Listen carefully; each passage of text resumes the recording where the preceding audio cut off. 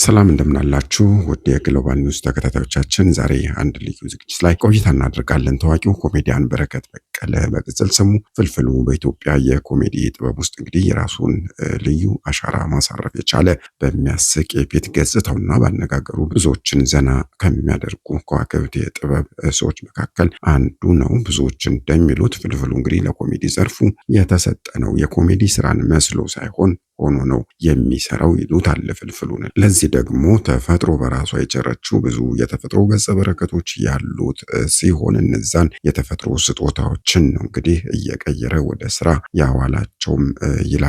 በእርግጥም ፍልፍሉ እንግዲህ ከአነጋገሩ ጀምሮ አረማመዱ፣ የፊት ገጽታው፣ የራስ ቅሉ አፈጣጠራቸው በራሳቸው እንግዲህ ለኮሜዲነት የተመቹ ናቸው ብሎ መናገር ይቻላል። በረከት በቀለ ፍልፍሉ በኮሜዲው ዓለም እንግዲህ ስኬታማ እንዲሆን ካደረጉት ተፈጥሮዎች መካከልም የፊት ገጽታው አሁን ቀደም ሳነሳው እንደነበረው የፊት ገጽታው የመጀመሪያው ነው። ፍልፍሉ የፊት ገጽታ አጠቃቀሙ ወይም ፌሻል ኤክስፕሬሽን ምንም ሳይናገር እንግዲህ በፊቱ እንቅስቃሴ ብቻ ሰውን ማሳቅ እንዲችል አድርጎታል። ሌላው ደግሞ የቋንቋ ለዛውና አጠቃቀሙ ስራዎቹ ውበት እንዲኖራቸው ብቻ ሳይሆን በተመልካቾች ዘንድም ተወዳጅ እንዲሆኑ አድርገውታል።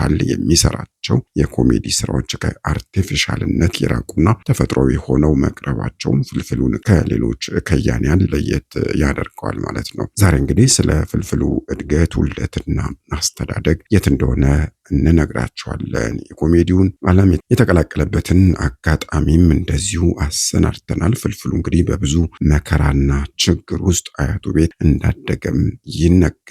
ስለዚህም አዳዲስ የተሰሙ መረጃዎችን ዛሬ በልዩ ዝግጅት ይዘናል ማለት ነው። ስለ ጤና ሁኔታውም የተሰማ አዲስ መረጃ አግኝተናል። እሱንም የምንነግራችሁ ነው የሚሆነው። ቻናሉን ሰብስክራይብ እና ላይክ እንድታደርጉ በትህትና እየጠየቅን እኛ ወደ መረጃችን እናልፋለን። አብራችሁን ሁኑ። በ1979 ዓመተ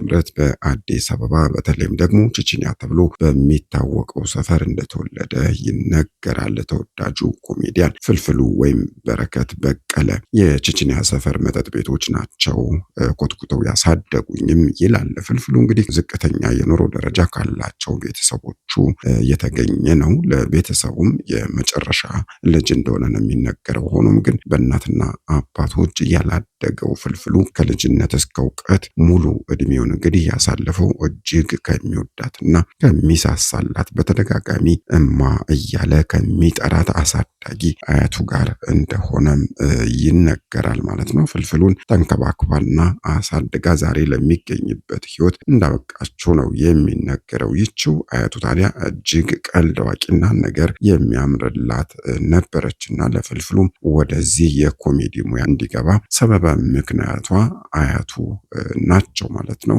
በትምህርት ህይወቱ እስከ 8ኛ ክፍል ብቻም እንደተማረ ነው የሚነገርለት ፍልፍሉ። በመሆኑም አያቴ ሁሉ ነገሬ ናት ሲልም ነው የሚደመጠው። የማንንም ቀልድ ለማስመሰል ሳይሞክር እንግዲህ የራሱን ቀልድና ለዛ ይዞ የኮሜዲውን ዓለም የተቀላቀለው ፍልፍሉ በ1990ዎቹ መጨረሻ የተለያዩ አጫጭር ቪዲዮዎችን መስራት ይጀምራል። ሆኖም ግን በወቅቱ በርካታ ተወዳጅ ኮሜዲያን የነበሩበት ጊዜ ስለነበረ እንደ ፍልፍሉ ላሉ ጀማሪ ኮሜዲያን በሰዎች ዘንድ ተቀባይነትን ማግኘት አስቸጋሪ ሆኖበት ነበረ። በመሆኑም ረዘም ላለ ጊዜ እንግዲህ ተስፋ ባለመቁረጥ አንዳችም እውቅና ሳይኖረው የተለያዩ ስራዎችን እየሰራ ይቆያል። ጥበብ ተስፋ ለማይቆርጥባት እንግዲህ ተስፋ ትሰጣለችና ውጤቷም ያማረ ይሆናልና ከብዙ ልፋትና ትጋት በኋላ የፍልፍሉ አድናቂዎችና ተከታዮች ቁጥር እየጨመረ ይመጣል። የሱን ቀልድ እንግዲህ አይቶ አለመሳቅ ከባድ ነው። በተለይም በአሁኑ ሰዓት እንግዲህ በተለያዩ የመድረክ ስራዎቹ ፍልፍሉ እጅግ በብዙዎች ዘንድ ተወዳጅ እየሆነ መጥቷል። ይህን ያስተዋለው ፍልፍሉም እንግዲህ ከአያቱ ቤት ወጥቶ ቤት ተከራይቶ መኖር እንዳለበት ይወስናል። ከዚያ በኋላ የልጅነት ህይወት የለም። ወጣትነቱን ከስራው ጋር ብቻውን ሊጋፈጥ አንድ እርምጃ ወደፊት እንደተራመደም ነበረ በወቅቱ የሚሰማው። በተደጋጋሚ ፍቅር ይዞኝ ያውቃል ይላል ይኸው ተወዳጅ ኮሜዲ ፍልፍሉ። በጊዜው ግን ፍቅረኛ እንዳልነበረው ነው የሚናገረው። በሚያስገርም ሁኔታ በወቅቱ እንግዲህ ተከራይቶት በሚኖርበት ቤት ያከራዩት ሴትዮ ቡጦ የምትባል ልጅ ነበረቻቸውና ቡጡም እንግዲህ ትዳር አጥታ ቤት ቁጭ ብላ ነበረ በዛ ወቅት ማለት ነው። ፍልፍሉ ቤቱን በተከራየበት ወቅት ፍልፍሉን ለልጃቸው ቡጡ ለማጣበስም እንግዲህ ይሞክራሉ።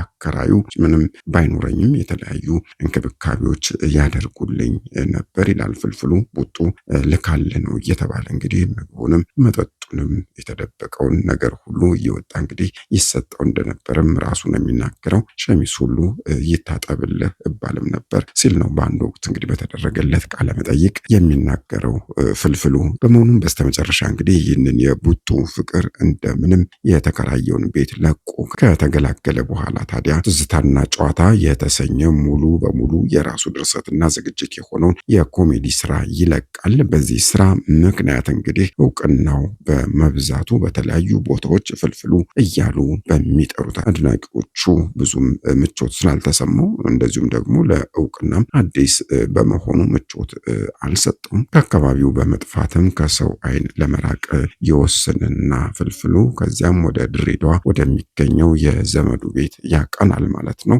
በዚያም በድሬዳዋ በነበረበት ወቅትም እንግዲህ በለቀቃት የኮሜዲ ስራ በተመሳሳይ እንግዲህ ድሬዳዎችም ብዙ ሰዎች ያውቁት ነበርና እዛም እንግዲህ ከዚሁ ከፍልፍሉ አላመለጠም ማለት ነው። የትም እንደማያደርሰው ስለተረዳ እንግዲህ ወደ አዲስ አበባ ለመመለስ ይወስናል። ከቀድሞ በተሻለና ብዛት ባላቸው ስራዎችም እንደ አዲስ መታየት ይጀምራል ማለት ነው። አዲስ አበባ በርካታ ስራዎችን የኮሜዲ ስራዎችን መስራት ይጀምራል። ከድሬዳዋ ከተመለሰ በኋላ ፍልፍሉ እንግዲህ ለብዙሃኑ የሳቅ ምንጭ ቢሆንም በግል ህይወቱ ግን ብዙ ስቅስቅ አድርገው የሚያስለቅሱ የህይወት አጋጣሚዎች እንዳሉት ነው የሚናገረው። በሩን ዘግቶ ብዙ ጊዜ እንዳለቀሰም ፍልፍሉ ራሱ ባንደበቱ ሲናገር ይደመጣል። ከቤተሰቡ ጋር እንግዲህ በተገናኘ በእናትና በአባቱ ዙሪያ የማንነት ጥያቄዎች ያሉበት ነው። ፍልፍሉ ከተለያዩ ሰዎች ጋርም እንግዲህ በሳቅ በጨዋታ ውሎ ቤቱ ሲገባ የሚጠብቀው ብቸኝነት አድናቂዎቹ የማይረዱለት ብቸኛው የሚብሰለሰልበት የህይወት ገጽታው እንደሆነም ነው የሚናገረው። በሌላ አጋጣሚዎች እንግዲህ የፍልፍሉን ህይወት ከሌሎቻችን የሚለየው ማህበራዊ ግንኙነቶች ላይ ብዙ ሰዎች ለሱ የሚሰጡት ቦታ የተለየ መሆኑ ነው። በለቅሶ ቤቶች ላይ ሳይቀር እንግዲህ ሀዘኑን እንደ ልቡ መወጣት እንዳይችል አድርጎታል። ይህ የኮሜዲ ስራው የሱ ለቅሶ ለብዙዎች ቀልድ ነው የሚመስላቸው። በመሆኑም በዚህ ጉዳይ እንግዲህ ፍልፍሉ ደስተኛ እንደማይሆንም ነው የሚናገረው። በለቅሶ መሃል ብዙ ሰዎች ቀልድ እንዲነግራቸው ያስጨንቁታል። ይህ እንግዲህ ከኢትዮጵያዊ ባህልና እሴት ምን ያህል ያፈነገጠ ነው? ለብዙዎቻችን መልስ የሌለው ጥያቄ ሊሆን ይችላል። ይህ ክስተቱ እንግዲህ ለቅሶ ቤት ብቻም ሳይሆን በሰርግ ስነ ስርዓት ላይም እንግዲህ እንደሚቸገርበት ነው የሚናገረው። በዚህ ምክንያት የተለያዩ የማህበራዊ ግንኙነቶች በተመለከተ እማወራም አባወራም ሆና የምትሳተፈው ባለቤቱ እንደሆነችም ይናገራል። የስጋ ቅርጫ እንኳን ሳይቀር ነው እንግዲህ ባለቤቱ ሄዳ የምትሳተፈው ማለት ነው። ፍልፍሉ ወደ ትዳር ዓለም የገባው በ2002 ዓመተ ምህረት ሲሆን ምንም አይነት የሰርግ ሆነ የሽምግልና ስርዓት እንግዲህ እንዳላከናወንም ነው የሚነገረው። ይህ የሆነበትን ምክንያት ሲገልጽም እንግዲህ ብዙም የሰርግና የግርግር ነገር እንደማይመቸው ነው የሚናገረው። ይልቁንም ለሰርግ የሚያወጣውን ወጪ የተለያዩ ስራዎችን ቢሰራበት የተሻለ እንደሚሆንም ያምናል ፍልፍሉ ማለት ነው። በኮሜዲ ስራው እንግዲህ ከ20 ዓመት በላይ አስቆጥሮ ልምድና ብቃትንም ጨምሮ እንደ አዲስ ተፈላጊና ተመራጭ ሊሆን ችሏል። ፍልፍሉ በሁሉም የኢትዮጵያ አካባቢዎች እንግዲህ በስራዎቹ ምክንያት ዞሯል።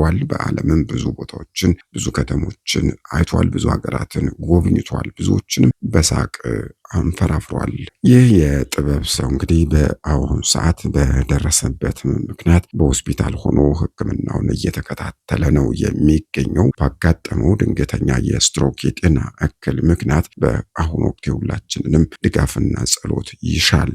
እንግዲህ ይህንኑ አስመልክቶም የካናዳ ሀገረ ስብከት ሊቀ ጳጳስ ብፁዕ አቡነ መቃርዮስም ባስተላለፉት መልእክት ከያንያኑ አስፈላጊውን የሕክምና እርዳታ እንዲያገኝ መላው ኢትዮጵያዊ እንዲረባረብ ጥሪ ቀርቧል ማለት ነው።